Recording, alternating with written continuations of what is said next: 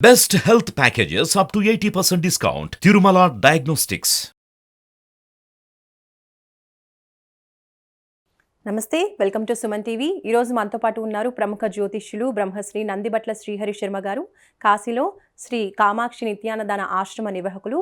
గురువుగారితో మాట్లాడి ఈ సంవత్సరం సింహరాశి వారికి ఏ విధంగా ఉండబోతోంది జ్యోతిష్యపరంగా అనేది తెలుసుకుందాం. గురుగారు నమస్కారం అండి. వాగర్థావివ సంపృక్తౌ వాగర్థ ప్రతిపత్తయే జగతః పితరౌ వందే పార్వతీ పరమేశ్వరౌ అన్నపూర్ణే సదా పూర్ణే శంకరః ప్రాణవల్లభే జ్ఞానవైరాగ్య సిద్ధ్యర్థం భిక్షాం దేహి చ పార్వతి మాతా చ పార్వతీదేవి పితాదేవో మహేశ్వరః బాంధవా శివభక్తాశ్చ స్వదేశో భువనత్రయం సదాశివసమారంభాం శంకరాచార్య మధ్యమాం అస్మదాచార్యపర్యంతం వందే గురుపరంపరాం ఆదిత్యాయ చ సోమాయ మంగళాయ బుధాయ చ గురుశుక్రశనిభ్యశ్చ రాహవే కేతవే నమః. శృంగేరి జగద్గురు పీఠాధిపతులు శ్రీ శ్రీ శ్రీ భారతీ తీర్థ మహాస్వాముల వారికి, శ్రీ శ్రీ శ్రీ విధుశేఖర భారతీ తీర్థ మహాస్వాముల వారికి, కంచికామకోటి పీఠాధిపతులు శ్రీ శ్రీ శ్రీ విజేంద్ర సరస్వతి మహాస్వాముల వారికి ప్రణామములు తెలియజేసుకుంటూ కార్యక్రమాన్ని ప్రారంభిద్దాం. గురుగారు 2024 సంవత్సరంలో సింహరాశి వారికి చక్కగా అనుకున్న పనులన్నీ అనుకూలించడానికి వాళ్ళు జ్యోతిష్య పరంగా ఎటువంటి జాగ్రత్తలు తీసుకోవాలి, ఎటువంటి పరిహారాలు పాటించాలి, అసలు ఈ సంవత్సరం అనేది సింహరాశి వారికి ఏ విధంగా ఉండబోతోంది? వీక్షించేటువంటి సుమన్ టీవీ ప్రేక్షకులకి ముందుగా 2024 సంవత్సరం ఆంగ్ల నూతన సంవత్సర శుభాకాంక్షలు తెలియజేసుకుంటూ, ఈ సంవత్సరం సింహరాశి వారికి ఎలా ఉంటుంది అనేటువంటి విషయాల్ని, అనగా ఏ విధంగా జీవితంలో మంచి జరుగుతుంది, చెడు ఏ విధంగా జరుగుతున్నటువంటి విషయాల్ని మనం తెలియజేసుకుంటూ కార్యక్రమాన్ని ప్రారంభిద్దాం. ఇక గమనించాల్సినటువంటి అంశం ఏంటంటే, చాలామందికి ఒక ఆలోచన ఉంటుంది, పంచాంగ శ్రవణం, రాశి ఫలితాలు అనేటువంటివి ఉగాది టు ఉగాది కదా చెప్పుకోవాల్సింది, మరి 2024 జనవరి నుంచి చెప్పుకోవాల్సిన అవసరం ఏమొచ్చింది అనేటువంటి ఆలోచన చాలామందికి ఉంటుంది. ఇక్కడ గమనించాల్సింది ఏంటంటే, ప్రపంచమంతా కూడాను కోడై ఒకే విషయం గురించి ఇది చెప్పినట్లయితే అది శాస్త్రసమ్మతం అవుతుంది. కాబట్టి ప్రపంచమంతా కూడా జనవరి 1వ తారీఖు నుంచి నూతన ఆంగ్ల సంవత్సరం ప్రారంభమవుతుంది. కాబట్టి ఇప్పుడు చెప్పుకోబోయేటువంటి ఫలితాలన్నీ కూడాను ఉగాది టు ఉగాది కాదండి.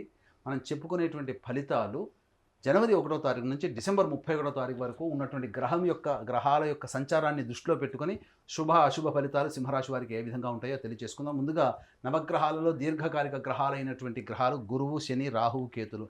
ఈ గ్రహాల యొక్క సంచార ప్రభావమే ప్రధానంగా గోచార రీత్యా ఈ 12 రాశుల వారికి ఏ విధంగా ఉంటుందో మనం చెప్పుకుంటూ ఉంటాం. కాబట్టి గురువు మే 2వ తారీఖు వరకు మేషరాశిలో, అలాగే 2 మే నుంచి డిసెంబర్ మొత్తం వరకు కూడా, అనగా 2024 వరకు కూడా వృషభ రాశిలో సంచారం జరుగుతూ, ఇక శని ప్రధానంగా కుంభరాశిలోని సంచారం జరుగుతున్నటువంటి కారణం, రాహుకేతులు సంవత్సరం అంతా కూడాను మీన, కన్యా రాశిలో సంచారం జరుగుతుంటుంది. అయితే ఈ యొక్క సింహరాశి వారికి ఏ విధంగా ఉండబోతుంది అని తెలుసుకున్నట్లయితే, ప్రధానంగా మనము ఈ యొక్క 2024 సంవత్సరాన్ని 2 టైం జోన్లుగా మనం చెప్పుకున్నాం. టైం 1 జోన్లో వచ్చేసరికి 1 జనవరి నుంచి 2 మే 24 వరకు కూడా గురువు మేషరాశిలో సంచారం చేస్తూ, 2 మే నుంచి 31 డిసెంబర్ వరకు కూడా, అనగా వృషభ రాశిలోకి సంచారం. అలాగే కుజుడు 21 అక్టోబర్ నుంచి 31 డిసెంబర్ వరకు కూడా కర్కాటక రాశిలో సంచారం. శని చెప్పుకున్నట్టుగానే సంవత్సరం అంతా కూడా ఉంటాడు. కాబట్టి సింహరాశి వారికి చూసుకున్నట్లయితే ప్రధానంగా సప్తమంలో శని ప్రభావము, అలాగే గురువు నవమ స్థానంలో, అలాగే వృషభ రాశిలోకి 1 మే నుంచి దశమ స్థానంలో సంచారం జరుగుతూ ఉంటుంది. కాబట్టి ఈ కారణం చేత ప్రధానంగా గమనించుకున్నట్లయితే ఈ యొక్క సింహరాశి వారికి సప్తమ శని కొంత దోషకరుడైనప్పటికీ కూడా వివాహాదికి సంబంధించినటువంటి చేయ ప్రయత్నాలన్నీ కూడాను కొలిక్కి వస్తాయని చెప్పవచ్చు. ప్రధానంగా ఇక్కడ పంచమాధిపతి, అష్టమాధిపతి అయినటువంటి గురువుని శని యొక్క వీక్షణ ప్రభావం కారణం చేత ఆలోచనలు సరిగ్గా ఉండకపోవడం, అనుకున్న పనులన్నీ కూడాను తలచింది ఒకటైతే జరిగేది ఒకటే అన్నట్టుగా ఉంటుంది. కాబట్టి జాగ్రత్తలు పాటించాలి. అలాగే ఈ యొక్క సింహరాశిలో జన్మించినటువంటి వారికి సంతానం స్థానానికి సంబంధించిన చూసుకున్నట్లయితే, ఈ యొక్క సింహరాశి వారికి సంతానపరమైనటువంటి చిక్కులు ఏర్పడే అవకాశం, వారి ఆరోగ్యం పట్ల, సంతానం ఆరోగ్యం పట్ల జాగ్రత్తలు పాటించాల్సినటువంటి పరిస్థితి, అలాగే సంతానానికి మంచి చెడు గురించి విచారణ ఎక్కువగా చేయడం అనేటువంటిది ఈ యొక్క మే 2వ తారీఖు వరకు జరుగుతుంది. ఇక గమనించుకున్నట్లయితే ప్రధానంగా చేయాల్సినటువంటి తీర్థయాత్రలు కానీ, లేకపోతే దైవ అనుగ్రహం కోసం చేసే ప్రతి ప్రయత్నం కూడాను దైవానుగ్రహం లేకుండా ఉండడం, ఈ కారణం చేత 2 మే వరకు కూడా కాస్త ప్రశాంతమైనటువంటి జీవితం అనేటువంటిది ఈ యొక్క సింహరాశి వారికి ఉండదు. ఇక గమనించుకున్నట్లయితే అష్టమ స్థానంలో రాహువు, ధనస్థానంలో కేతు యొక్క సంచారం సంపూర్ణంగా ఉండడం చేత ప్రధానంగా వెన్నుముక సంబంధించినటువంటిది, కిడ్నీ సంబంధించినటువంటిది ఇబ్బందులు ఎదుర్కొనేటువంటి అవకాశం ఉంటాయి. కాబట్టి జాగ్రత్తగా నియమాలు కనుక పాటించుకున్నట్లయితే మంచి జరుగుతుంది. ఆహార నియమాలు కనుక పాటించుకుంటే మంచి జరుగుతుంది. ఇక మీ యొక్క వాక్కుకి విలువ పడిపోవడం అనేటువంటిది జరుగుతుంది. కాబట్టి దైవానుగ్రహం లేకపోవడము, అలాగే కుటుంబ స్థానంలో కేతు యొక్క సంచారం ఉండడం, ఈ కారణం చేత కుటుంబంలో కలహాలు కానీ, ఇబ్బందికర పరిస్థితులు కానీ, లేకపోతే ధనపరమైనటువంటి నష్టములు కానీ ఈ 2 మే వరకు కూడాను ఇబ్బందులు పడక తప్పదు సింహరాశి వారికి. అయితే ఎప్పుడు ఇలాగే ఉంటుందనంటే టైం 2 జోన్లో చెప్పుకున్నట్టుగా గురువు 2 మే నుంచి సంవత్సరం అంతా కూడాను దశమ స్థానంలోకి గురు సంచార ప్రభావం చేయడం, ఈ కారణం చేత అద్భుతమైనటువంటి యోగ కాలంగా చెప్పవచ్చు. అప్పటి వరకు అనుభవిస్తున్నటువంటి కష్ట నష్టాలన్నీ కూడా 2 మే తర్వాత విడివడిగా తొలగిపోతూ ఉంటుంటాయి. ముఖ్యంగా మీ యొక్క మాటకి విలువ పెరుగుతుంది. ఉద్యోగ ప్రయత్నంలో ఉన్నటువంటి వాళ్ళు చక్కగా నూతన ఉద్యోగంలోకి మారేటువంటి అవకాశాలు ఉంటాయి. బదిలీలకు సంబంధించే ప్రయత్నాలు ఉపాధ్యాయులు కావచ్చు, లేకపోతే ప్రభుత్వ ఉద్యోగస్తులు కావచ్చు, బదిలీలు జరిగేటువంటి అవకాశాలు ఎక్కువగా ఉంటాయని చెప్పవచ్చు. అలాగే ధర్మ కార్యాచరణ చేసేటువంటి అవకాశాలు ఉంటాయి. దానాది కార్యక్రమాలు ఎక్కువగా చేస్తారు. అలాగే గమనించుకున్నట్లయితే ఈ యొక్క గురువు యొక్క వీక్షణ అప్పటి వరకు ధనపరమైనటువంటి ఇబ్బందులతో ఉన్నటువంటి వారికి ఈ యొక్క 2 మే తర్వాత సంవత్సరం అంతా కూడాను ధనపరమైనటువంటి చిక్కులు తొలగిపోతాయి. నూతన రాబడి పెరుగుతుంది. ఎఫ్ఎంసీజీ రంగంలో ఉన్నటువంటి వారు, ఆహార సంబంధించినటువంటి ఉత్పత్తులు, అలాగే సూపర్ మార్కెట్ జోన్లో ఉన్నటువంటి వారు, బంగారు వ్యాపారస్తులు, కళాశాల యాజమాన్యంలో ఉన్నటువంటి వారు, ఇటీవలందరూ కూడాను అద్భుతమైనటువంటి ప్రగతిని సాధిస్తారు. అలాగే ఏదైనా కానీ ఈ చెప్పినటువంటి రంగాల్లో ఏదైనా వ్యాపార విస్తరణ చేయాలి అని అనుకున్నట్లయితే మే 2 తర్వాత మీ యొక్క నూతన కార్యాచరణ ప్రణాళిక అనేది కనుక ఉన్నట్లయితే తప్పకుండా మీకు మంచి జరుగుతుందని చెప్పవచ్చు. ఇక ఈ యొక్క సంచార ప్రభావం, ఈ యొక్క గురువు శని యొక్క ప్రభావం నుంచి బయటపడడం సింహరాశి వారికి అత్యంత అనుకూలమైనటువంటి యోగకాలంగా చెప్పవచ్చు. అయితే ఇక్కడ ప్రధానంగా శని వివాహ స్థానంలోని యోగిస్తున్నప్పటికీ వివాహ ప్రయత్నాల్లో ఈ సంవత్సరం ఆశించిన మేర శుభ ఫలితాలు పొందుతారు. సింహరాశి వారికి చక్కటి జీవిత భాగస్వామి లభించేటువంటి అవకాశం ఉంటుంది. కాబట్టి మే 2 నుంచి 21 అక్టోబర్ వరకు కూడా, అనగా ఈ సంవత్సరం అంతా కూడా వివాహం చేసుకోదలిస్తే 21 అక్టోబర్ లోపల మీకు వివాహ ప్రయత్నాలు చేసుకుంటే అన్ని రకాలుగా యోగదాయకంగా ఉంటుందని చెప్పవచ్చు. కర్కాటక రాశికి సింహరాశికి యోగకరుడైనటువంటి కుజుని యొక్క ప్రభావము 21 అక్టోబర్ నుంచి శని మీద ఉండడం, ఈ కారణం చేత జీవిత భాగస్వాముల మధ్య కావచ్చు, భాగస్వామ్యంతో కూడుకున్నటువంటి వ్యాపార సంస్థల్లో ఉన్నటువంటి భాగస్వాముల మధ్య కావచ్చు, కొన్ని పొరపచ్చాలు విభేదాలు తలెత్తే అవకాశం ఉంది. కాబట్టి 20 అక్టోబర్ నుంచి చేస్తున్నటువంటి వృత్తి వ్యాపార ఉద్యోగాల్లో మరియు కుటుంబ జీవితంలో జాగ్రత్తలు పాటించండి, సంయమనం పాటించాలి. అన్ని విషయాల పట్ల కాస్త ఓపికతో ఉన్నట్లయితే 21 అక్టోబర్ నుంచి ఆ 2.5 నెలల పాటు కాస్త ఓపికతో ఉన్నట్లయితే మంచి జరుగుతుంది. అలాగే ఈ యొక్క సింహరాశిలో జన్మించినటువంటి సినిమా ఇండస్ట్రీలో ఉన్నటువంటి పనిచేసేటువంటి వాళ్ళందరికీ కూడాను మే 2 వరకు కాస్త గడ్డు కాలం, తదనంతరం జీవితంలో అద్భుతమైనటువంటి ప్రగతి. అలాగే విదేశీ యానానికి, విదేశీ ప్రయత్నానికి సంబంధించే ప్రయత్నాలన్నీ కూడాను ఖచ్చితంగా 21 అక్టోబర్ తర్వాత విదేశీ విద్యను అభ్యసించడానికి అనుకూలమైనటువంటి కాలంగా చెప్పవచ్చు. అలాగే రియల్ ఎస్టేట్ రంగంలో ఉన్నటువంటి వారికి మే 2 వరకు కాస్త ఆ జాగ్రత్తలు పాటించాల్సినటువంటి పరిస్థితి, తదనంతరం మంచి యోగదాయకమైనటువంటి కాలంగా చెప్పవచ్చు.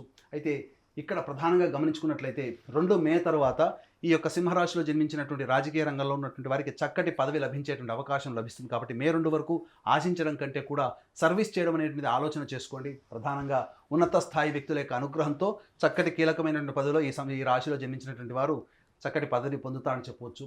ఇక ఏ తర్వాత చూసుకున్నట్లయితే కోర్టు సంబంధించినటువంటి విషయాల్లో కాస్త అనుకూలమైనటువంటి తీర్పు మాత్రము 2 మే తర్వాతనే వచ్చే అవకాశాలు ఉన్నాయి. అలాగే కొత్త వ్యక్తుల యొక్క పరిచయ ప్రభావము మీ జీవితంలో ఒక మార్పును తీసుకుని వస్తుంది. కాబట్టి మే 2 వరకు పరిచయం అయ్యేటువంటి వ్యక్తుల పట్ల కొంత అప్రమత్తతో ఉండండి. మీకు దగ్గర సంబంధించినటువంటి వ్యక్తులు మిమ్మల్ని మోసం చేసేటువంటి అవకాశాలు ఎక్కువగా ఉంటాయి. కాబట్టి జాగ్రత్తలు పాటించాల్సినటువంటి పరిస్థితి. తర్వాత చెప్పొచ్చిందంటే 2 మే తర్వాత సింహరాశి వారికి అనుకూలమైనటువంటి సమయం, అత్యద్భుతంగా ఉండేటువంటి సమయం 21 అక్టోబర్ నుంచి డిసెంబర్ వరకు కూడా. కాబట్టి అన్ని రకాలుగా ముందడుగు వేస్తూ దైవానుగ్రహాన్ని పొందే ప్రయత్నం చేసుకుంటూ ఆరోగ్యాన్ని పరిరక్షించుకుంటూ ఉన్నట్లయితే మంచి జరిగేటువంటి అవకాశాలు ఉన్నాయి. కాబట్టి సింహరాశి వారికి మే 2 వరకు కూడాను డైట్ కంట్రోల్లో ఉన్నట్లయితే ఒబేసిటీ, అనగా ఎక్కువ శరీర బరువు పెరగడం అనేటువంటిది జరిగేటువంటి అవకాశం ఉంది. కాబట్టి జాగ్రత్తలు పాటించడం 2 మే వరకు కూడా. తదనంతరం చక్కటి జీవితాన్ని పొందుతారు. ఏది ఏమైనప్పటికీ కూడా ఆరోగ్యం పట్ల శ్రద్ధ వహించడం, కాలానికి అనుగుణంగా నిర్ణయాలు తీసుకోవడం, చెప్పినటువంటి సమయంలో ప్రధానమైన నిర్ణయాలు తీసుకొని ముందడుగు వేసినట్లయితే సింహరాశి వారికి ఆనందకరమైన జీవితాన్ని పొందుతారని చెప్పవచ్చు. మరి గురుగారు, సింహరాశి వారికి పరిస్థితులు అనుకూలంగా ఉండడం కోసం చేయవలసిన దైవారాధన గురించి తెలియజేయండి. సింహరాశి వారు ప్రధానంగా దేవతారాధనలో ప్రతిరోజు సూర్యుడికి నమస్కారం, సూర్యాష్టకం 6 సార్లు పారాయణం చేయడం, అలాగే ఏ సమస్య వచ్చినప్పటికీ కూడా ఆ సమస్య పరిష్కారం కావాలి అనుకున్నప్పుడు ప్రతిరోజు సంధ్యా సమయం, అనగా వెలుతురు వెళ్ళిపోయి చీకటికి పడడానికంటే ముందు మధ్య ఉన్నటువంటి కాలం, అనగా నక్షత్రాలు లేనటువంటి కాలంలో తులసి చెట్టు దగ్గర ఆవునేతితో దీపారాధన చేసి విష్ణు సహస్ర నామాల పారాయణం కనుక 27 రోజుల పాటు చేయండి. తప్పకుండా నెల రోజుల్లో మీరు అనుకున్నటువంటి సంకల్పం నెరవేరుతుందని చెప్పవచ్చు. మరి గురుగారు, సింహరాశి వారికి అదృష్ట సంఖ్య, అదృష్ట వారం ఏంటో చెప్పండి. సింహరాశి వారికి అదృష్ట సంఖ్య 1, 9. అదృష్ట వారము మంగళవారము, గురువారము. అలాగే ఇక్కడ గమనించాల్సిన అంశం ఏంటంటే ప్రతి వ్యక్తి కూడాను అనుకున్నటువంటి సంకల్పం నెరవేర్చుకోవాలనేటువంటిది కొత్త సంవత్సరంలో చాలామంది నిర్ణయాలు తీసుకుంటారు. కాబట్టి కొత్త సంవత్సరంలో తీసుకున్నటువంటి నిర్ణయాలు త్వరితగతిన పూర్తి అయిపోయి మనం ఆనందంగా జీవించాలంటే మన యొక్క ఆత్మవిశ్వాసము, మన స్వయం కృషి, మన నిజాయితీతో చేసేటువంటి ప్రతి ప్రయత్నంతో పాటు రవ్వంత దేవతానుగ్రహం కూడా కావాలి. కాబట్టి ఈ దేవతానుగ్రహం లభించాలి అందరికీ అనేటువంటి ఉద్దేశంతో మా పీఠం ఆధ్వర్యంలో ప్రతి నెల 21 రోజుల పాటు సంకల్ప సిద్ధి హోమాలు అనేటువంటివి జరుగుతాయి. అలాగే తండ్రి వైపు 7 తరాలు, తల్లి వైపు 4 తరాల్లో ఏవైనా దుర్మరణాలున్నా, అనగా road accident, fire accident, suicide attempt, నదిలో బావిలో పడి చనిపోవడం, ఇంట్లోంచి వెళ్ళిపోవడం, లివర్ ఫెయిల్, కిడ్నీ ఫెయిల్, క్యాన్సర్తో చనిపోవడం, 60 సంవత్సరాల లోపల ఏ విధంగా చనిపోయినా, పిండ ప్రదానాలు చేయలేకపోయినా, కులాంతర మతాంతర వివాహాలు కుటుంబంలో జరిగినా దానిని పితృదోషము లేదా పితృశాపము అని అంటారు. కాబట్టి అట్టి పితృదోషము లేదా పితృశాప నివారణకి మా పీఠం ఆధ్వర్యంలో నిజాయితీగా సశాస్త్రీయంగా పితృదోష నివారణ కార్యక్రమాలు జరిపించడం జరుగుతుంది. అలాగే మా యొక్క పీఠం ఆధ్వర్యంలో కాశీక్షేత్రంలో మా సొంత భవనం శ్రీ కామాక్షి నిత్యాన్నదాన ఆశ్రమంలో కాశీలో ప్రతినిత్యం అన్నదానం జరుగుతూ ఉంటుంది. మీ పుట్టినరోజున కానీ, మీ పెళ్లి రోజున కానీ మీ యొక్క సంతోషాన్ని మీ కుటుంబ సభ్యులతో పాటు కాశీలో ఉన్నటువంటి శివబంధులతో కూడా పంచుకోదలిస్తే అన్నదాన కార్యక్రమం మీరు చేయవచ్చు. కాబట్టి అన్నదాన కార్యక్రమానికి సంబంధించిన వివరాలు కార్యక్రమ తదనంతరం కాంటాక్ట్ చేసి పూర్తి వివరాలు తెలుసుకోవచ్చు. ధన్యవాదాలు గురుగారు. సర్వం శ్రీ ఉమామహేశ్వర పరబ్రహ్మార్పణమస్తు.